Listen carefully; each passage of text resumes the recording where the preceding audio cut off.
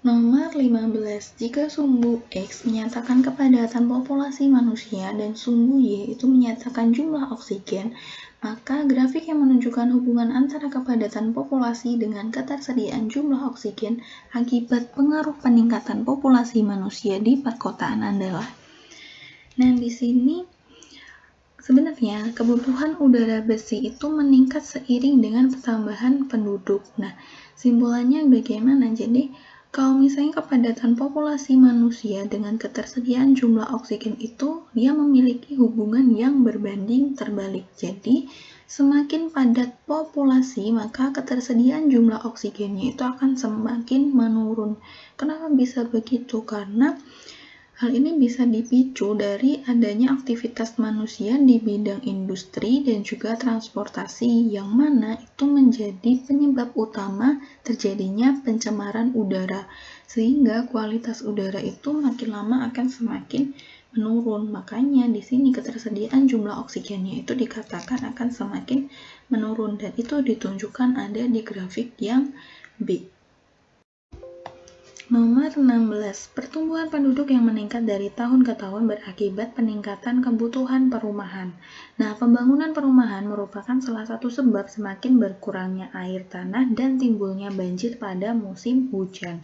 Nah, hal tersebut disebabkan karena, ini bisa kita langsung jawab bahwa itu adalah karena semakin banyak perumahan, maka semakin sedikit pula air yang dapat terserap ke dalam tanah, sehingga itu bisa menyebabkan timbulnya banjir. Nomor 17. Sebuah percobaan dirancang untuk menyelidiki aktivitas makhluk hidup seperti gambar berikut ini. Nah, ini merupakan percobaan dari respirometer sederhana. Nah, perbedaan kondisi awal dan akhir dari percobaan yang terjadi itu adalah akibat dari apa? Nah, di sini itu tadi saya menyebutkan adanya respirometer sederhana. Nah, ini tuh adalah alat yang digunakan untuk menghitung atau mengukur dari laju pernafasan. Nah, di sini itu ada cairan eosin yang dimasukkan ke dalam batang kaca ini.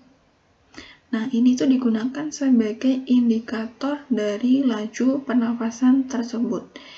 Kemudian ada KOH di sini. Nah, ini bisa diisi KOH ataupun NaOH.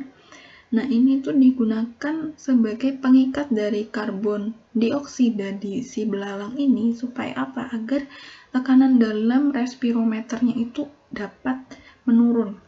Sehingga nanti akan terlihat bahwa di sini akan nampak pergerakan dari si eosin itu sendiri. Nah, sehingga di sini jawaban yang tepat untuk nomor 17 itu ada di option yang D.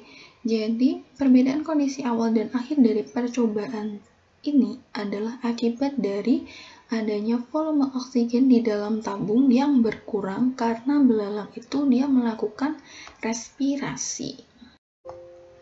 Nomor 19. Berikut ini adalah percobaan pernafasan pada serangga menggunakan respirometer. Nah, ini seperti pada soal yang sebelumnya.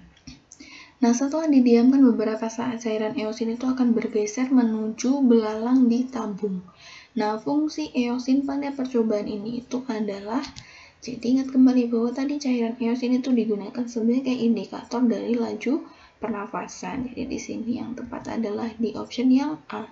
Jadi dia adalah sebagai indikator oksigen yang dihirup oleh belalang yang menyebabkan tekanan gas dalam respirometer itu turun. Nomor 20. Perhatikan gambar berikut ini. Nama bagian nefron dan fungsinya yang benar adalah, di sini ada X, Y, dan juga Z. Nah, untuk yang pertama itu di bagian X itu menandakan yang di dalam butir-butir itu adalah glomerulusnya.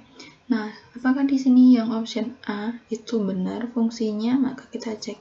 Glomerulus fungsinya mengoleksi urin yang akan dibuang ke luar tubuh. Nah, ini kurang tepat, ya harusnya adalah menyaring darah untuk menghasilkan urin primer. Kemudian nomor B. Tubulus contortus distal membentuk urin yang sesungguhnya. Nah, ini benar, tapi ternyata di sini contortus distal itu kan terletaknya ada di bagian sini. Tapi di sini kan tidak ditunjuk, berarti kita bisa melewati option yang B.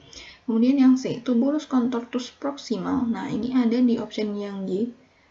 Nah, ini menyerap kembali zat-zat hasil filtrasi yang masih bermanfaat bagi tubuh. Nah, ini sudah betul. Kemudian kita analisis yang terakhir. Nah, yang terakhir itu adalah tubulus collectivus. Itu ada di Z, sorry. Nah, di sini dituliskan bahwa fungsinya adalah menambahkan zat-zat sisa hasil metabolisme tubuh agar dapat dibuang bersama urin. Nah, ini fungsinya kurang tepat. Yang tepat adalah di tubulus collectivus itu digunakan sebagai pengumpulan zat sisa yang sudah tidak diperlukan. Nah, ini kembali mengenai gambar dan bagian-bagian dari nefron. Nah, untuk yang pertama yang merah ini adalah si glomerulus, kemudian yang seperti mangkoknya itu adalah capsula Bowman, yang ini adalah tubulus proximal, pertama proximal gitu. Yang melengkung ini adalah lengkung Henle, kemudian nomor 5 ini adalah tubulus distal 2 Dewey distal. Kemudian nomor 6 ini adalah tubulus collectivus. Nah, untuk fungsi-fungsinya, di glomerulus sendiri itu adalah merupakan gulungan kapiler darah yang berfungsi untuk menyaring darah untuk menghasilkan urin primer. Nah, disinilah proses filtrasi terjadi. Kemudian kapsula Bowman itu bangunnya seperti mangkok yang di dalamnya itu berkumpul pembuluh darah halus dari glomerulus. Fungsinya buat apa? Dia berfungsi untuk mengumpulkan cairan dari hasil penyaringan glomerulus. Nomor 3, tubulus proximal itu adalah saluran berkelok-kelok yang terletak dari korteks hingga medula. Nah, ini tuh merupakan tempat penyerapan kembali atau reabsorpsi zat yang masih diperlukan dari urin primer. Nah, fungsinya nanti juga untuk menghasilkan urin sekunder. Kemudian lengkung Henle itu adalah saluran berbentuk setengah lingkaran dan menghubungkan tubulus proximal dengan tubulus distal. Nah, lengkung Henle sendiri dia berfungsi untuk menjaga agar urin itu tidak kembali ke tubulus proximal. Selanjutnya adalah tubulus distal. Dia itu adalah tempat penambahan zat yang sudah tidak diperlukan tubuh. Nah, prosesnya itu disebut sebagai augmentasi. Fungsinya sendiri nanti adalah untuk menghasilkan urin yang sesungguhnya. Nah, yang terakhir itu adalah tubulus collectivus, di mana dia itu adalah pengumpulan zat sisa yang sudah tidak diperlukan oleh tubuh. Fungsinya mengumpulkan urin untuk disalurkan ke pelvis renalis atau rongga ginjal.